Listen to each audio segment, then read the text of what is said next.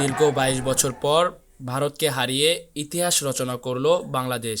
মঙ্গলবার ১৮ই নভেম্বর জাতীয় স্টেডিয়ামে এশিয়ান কাপ বাছাইয়ে ভারতকে ১-০ গোলে হারিয়েছে বাংলাদেশ। এমন জয়ে গ্যালারি থেকে দেশের আনাচে কানাচে ছড়িয়ে পড়েছে উৎসবের আমেজ।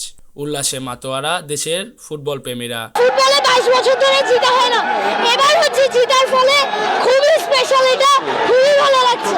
জয় পাইছি আর এর চেয়ে আনন্দের কোনো কিছু আছে? ইন্ডিয়ার সাথে বাংলাদেশের ম্যাচ জেতা মানে ঈদের থেকেও আনন্দ। ২০০৩ সালের ১৮ই জানুয়ারি ঢাকার জাতীয় স্টেডিয়ামে ভারতকে ২-১ গোলে হারিয়েছিল বাংলাদেশ। মতিউর রহমান মুন্নার গোল্ডেন গোলে সেদিন বাংলাদেশ উঠেছিল সাফ চ্যাম্পিয়নশিপের ফাইনালে। আর ২২ বছর পর সেই ভারতের বিপক্ষে আজ জয়ের দেখা পেল হাভিয়ের কাবরেরার শিষ্যরা। Hamza master class, wow wow Hamza, wow wow, অসাধারণ। এটা মানে ইউরোপের খেলার মতন। উনি ক্যাপ্টেন ছিল, ওনাকে কিছু সময় জন্য হলেও নামানো দরকার ছিল। এবারের এএফসি এশিয়ান কাপ বাছাইয়ে বাংলাদেশের এটি প্রথম জয়। ৫ ম্যাচে ৫ পয়েন্ট নিয়ে সি গ্রুপের ৩ নম্বরে আছে বাংলাদেশ।